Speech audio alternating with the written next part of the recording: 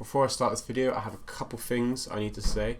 Firstly, apologies for the slightly darkish looking lighting in this one.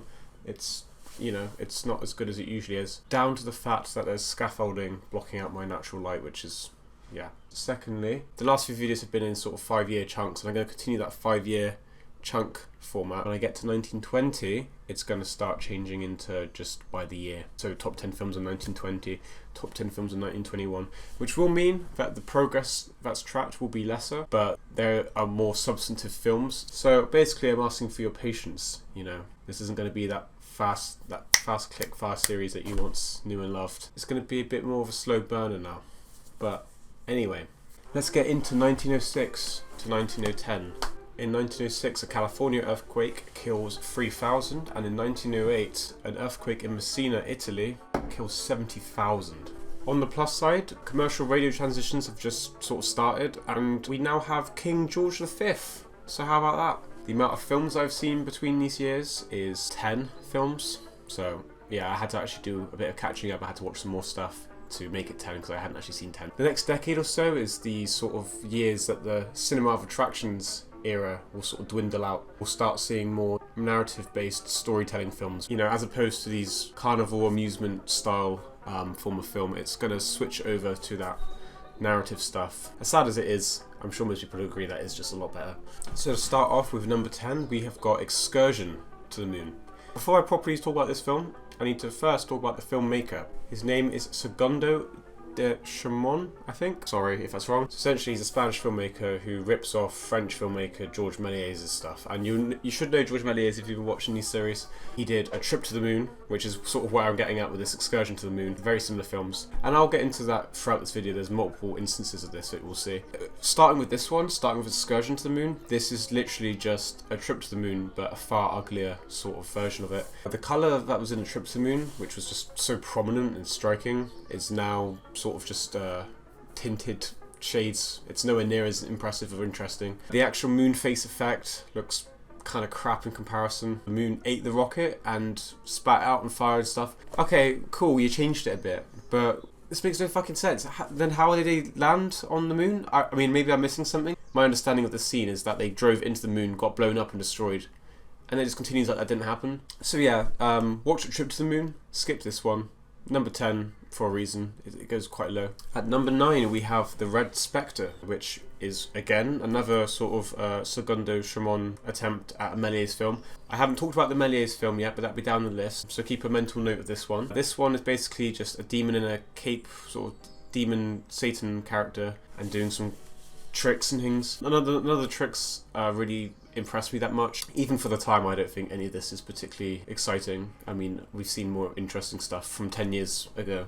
The coolest one was probably the cape swallowing a woman, which isn't really that cool anyway. This isn't really so much criticism, but more of just a realization of the age of this film and films from this time, purely by just the lack of match cutting. And what I mean by match cutting is it's sort of like a cut that maintains the same angle but just cuts closer to get more detail. And obviously there hasn't been any of that in any of the films so far, which I knew because the match cutting technique wasn't really utilised for another 5 years or so from here. However, I just hadn't noticed it, but I did notice it in this one because the demon sort of actually literally walks closer. Match cutting seems so normal now, but they actually thought it made more sense just to move closer to the camera rather than move the camera. That really shows how far things have come. At number 8 we have the Tulips. This is the third in a row from Segundo Chamon now, and again feels very George Méliès-like. It has all the same things that he has, like colours, jump cuts, fades, things like that. However, it does fall flat in comparison to Méliès. None of it's better, it's always just on par or not quite as good, and it's generally not as memorable, so it has a cool face effect. Again, not like the Trip to the Moon one though. So is it a bad film?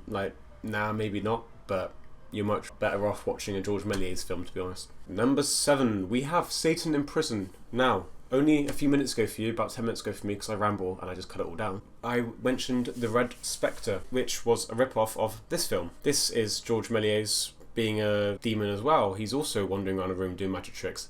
This film literally came out the same year as that Red Spectre film, and this one does everything infinitely better. Yeah, Satan in Prison, better than Red Spectre. If you have to watch one of them, just do Satan in prison. At number 6, we have A Drunkards Reformation. Now, I have to introduce this filmmaker. He is a controversial character in film history, and I'll get into why. What I mentioned earlier about the match cutting, he was the guy who invented that and got it, utilised it to the point where it started becoming the norm. He normalised match cutting. He normalised cross cutting, which is when you have multiple scenes overlapping with each other. So, for example, you could have a big battle going on, and then you could cut back to the family of the men. And it's implied that these things are happening at the same time because of the editing choices. And obviously, those features are massively important for films now and then and throughout for the past century. That has been the way it is, and he's the one who really did that. He made narrative a central focus in films, I think, through those innovations in editing. But he is very, very controversial. A lot of people don't like him. Me personally, I like a lot of his films, but it is inescapable that he is an extreme racist. That's right. He did a very famous film, Birth of a Nation, from 1915, which was just massively racist, and it was partially responsible for the resurrection of the KKK back then. So, yeah, he's an excellent filmmaker, that's undeniable. But his beliefs I do not abide by. But anyway, we'll get into all that properly as we go along. Now, this film is simply about a father who goes to a play with his daughter, and the dad, he sees this play about alcoholics, and he realises that he's an alcoholic and he quits drinking. That's not very complex. However, you can see sort of traces of D.W. Griffith's eventual influence. I would personally break down his films into two key features, which is create influential editing and being personal to him. Obviously, being personal to him when you're a racist can be bad, but also being personal to him in this way is interesting. Griffith's dad himself died, I think, very young from drinking. It's interesting to see a film here where it's someone expressing himself and writing his own journey and experiences into a film. This is something that's like unheard of, really, at this point in time in history. Aside from that, the film is just pretty alright. It's shot well, edited well. Yeah, it's very competent. Number 5, we have Bob's Electrical Theatre. This is a bit more fun than Alcoholics and stuff. It's Punch and Judy, done through very early stop motion animation. This is the best use of stop motion I've seen in terms of through the series so far. The colour scheme and overall aesthetic, very simple, but it's effective, it works. It's interesting to see what they would make for kids back then, and it's very charming, so yeah, I enjoyed it. And number 4, we have The Electrical Hotel, which this is where Segundo de Chamon redeems himself, to me. So far throughout this video, I've been moaning and whining about this guy stealing all of Méliès's ideas and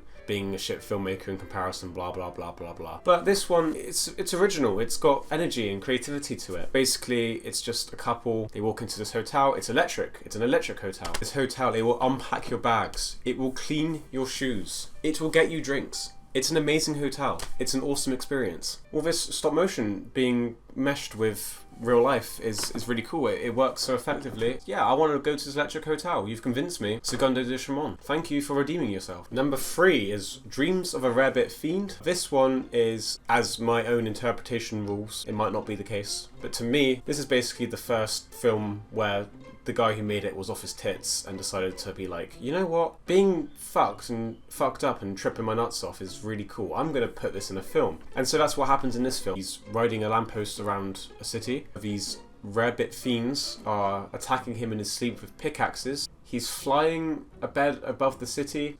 It's just, this guy's on shrooms. And it's very ambitious to try and put that experience into film, especially so long ago. So at number 2 is The Sealed Room. Now, anyone who wants to watch this, do not watch it any other way except for my version, okay? This is shameless self-endorsement, but my version is simply the best. I found some music that fitted, so that I just used the overture from Midsummer Night's Dream.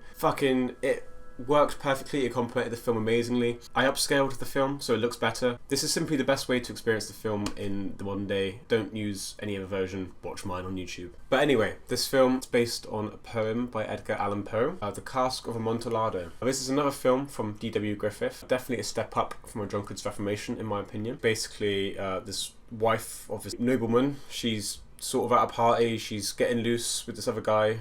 The nobleman gets pissed. So when the wife and this guy, they hide in this little room, the nobleman gets all his men to seal her up, you know? Could put some bricks down and seal her up. Somehow that means they choke to death. Don't know how that makes any sense, but whatever.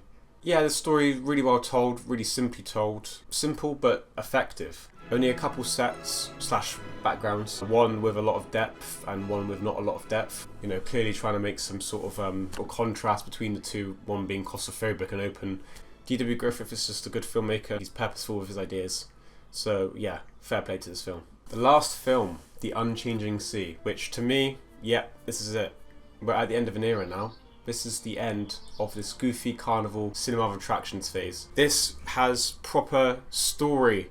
You know, we jump across periods of time. We have seen that before, but this is done so much better. It feels like a real story. It is adapted from a book. This is what I love about silent films, this form of storytelling. There's jumps across periods of time, there's real sequences, there's with lots of different shots and camera angles and things going on. It feels really alive, it feels really natural. It brings narrative to the forefront and uses visuals to complement it. Some beautiful cinematography in here. You know, there's actual like visual communication through the shots, which was kind of a rarity at the time. It was just like purely a way of showing something, but now, you know what I mean, it looks sad, which is a step up for films at this time. Just makes the films feel so much more immersive. This film uses lots of intertitles, which really helps with the storytelling element. Intertitles were not really used much up until now. What I think is a really good decision as well is to actually get the original story, get the original poem and sort of splice it up, excerpts from the story in the film, which I think really makes it a lot more digestible and understandable. You're basically reading a story and having these shots to complement it. This is a real game changer, and I think it changes the way films are made from this point onwards. So